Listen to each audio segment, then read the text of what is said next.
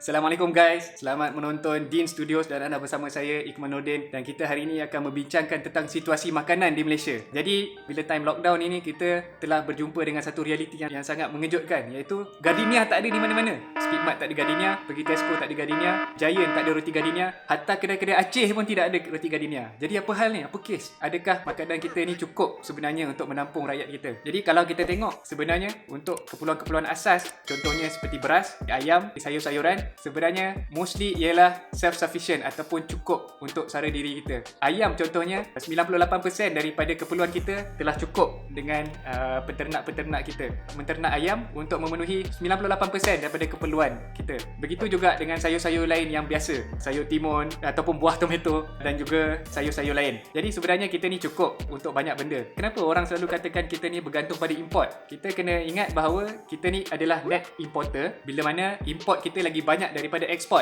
Dan memang import kita lagi banyak daripada ekspor. Disebabkan itulah Malaysia ini dikatakan net importer. Tapi kalau kita tengok secara keseluruhannya, daripada keseluruhan makanan kita, pemakanan kita, banyaknya orang-orang kita sendiri yang hasilkan. Orang-orang kita yang hasilkan ayam, orang-orang kita yang hasilkan sayur, orang-orang kita yang hasilkan buah dan sebagainya. Tapi ada beberapa benda yang sangat-sangat bergantung pada import, dan memang kebanyakannya dipenuhi oleh import pun. Contohnya ialah daging. Dan kalau kita tengok daging ini mengejutkan disebabkan kita ingat kadang-kadang kita tengok banyak lembu yang orang ternak dan banyak lembu yang kita korbankan sendiri pada hari raya korban. Tapi tahukah anda bahawa lembu yang hidup tu pun datangnya daripada luar negara? Maksudnya mereka ni lahir dan adalah warga negara luar negara dan datang sini sebagai pendatang asing. Lembu datangnya daripada Australia dan juga India. Ikan pun ada setengah spesies ikan diimport daripada luar negara. Siapa yang makan salmon memang datang daripada luar negara lah. Tapi contohnya seperti ikan kembung, ada juga banyak datang daripada luar negara. Dan kebergantungan import kita bukan sahaja terhad kepada barang-barang siap seperti lembu dan juga ikan, tapi barang import kita juga kebanyakan daripada bahan input yang digunakan untuk menternak ini datang daripada luar negara. Contohnya makanan ayam datang daripada luar negara, biji ataupun seeds untuk menanam dan juga baja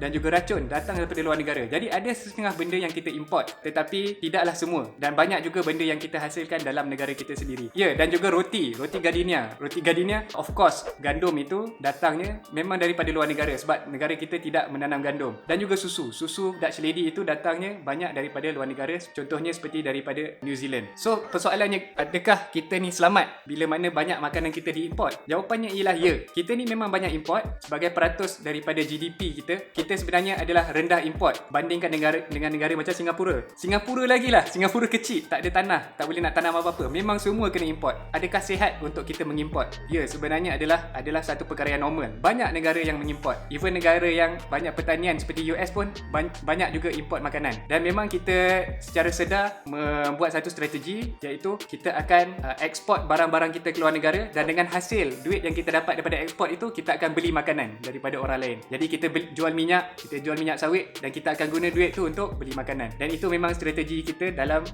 memastikan kelangsungan makanan. Tapi ada satu kerisauan bila mana terjadinya COVID ini. Macam mana kalau COVID ini berlarutan dan negara-negara tidak membenarkan ekspor ke luar negara? Contohnya kalau India, ramai orang di India itu tidak ada makanan ataupun terkena COVID, dan negara India melarang ekspor daging, tak bagi daging kerbau, daging lembu pergi ke Malaysia. Itu adalah satu masalah yang perlu kita fikirkan dan perlu kita selesaikan dalam masa terdekat, kerana badan-badan dunia juga telah memberi amaran bahawa situasi makanan mungkin terjejas dengan adanya COVID. Tapi buat masa ini insya-Allah semua cukup, dan jangan risau kalau tidak ada Gardenia. Itu bukan bermakna gandum sudah tidak ada di dalam Malaysia. Itu maksudnya memang orang Malaysia suka panic buying dan simpan Gardenia di dalam freezer dan sebagainya. Gardenia cukup, tetapi agak-agaklah dalam membeli itu kerana memang Gardenia pun cakap mereka tidak dapat menampung demand yang sangat tinggi pada waktu ini. So guys, hargailah petani-petani, nelayan dan juga peternak kita, kerana mereka memainkan satu peranan yang sangat penting. Mereka adalah frontliner makanan dalam mengenyangkan perut kita waktu COVID ini. Dan bersyukurlah kerana masih ada makanan dalam negara kita ini. Dan yang paling penting, jangan panic buy. Makanan cukup insya-Allah. Jangan panic buy dan jangan stok banyak-banyak, kerana ia akan merugikan orang-orang yang di luar sana yang sangat-sangat memerlukan makanan. Okay guys, terima kasih kerana menonton Dean Studios. Jangan lupa subscribe kerana kami akan mengeluarkan banyak lagi video-video yang berkualiti dan berinformasi untuk anda semua. Stay tune. Assalamualaikum.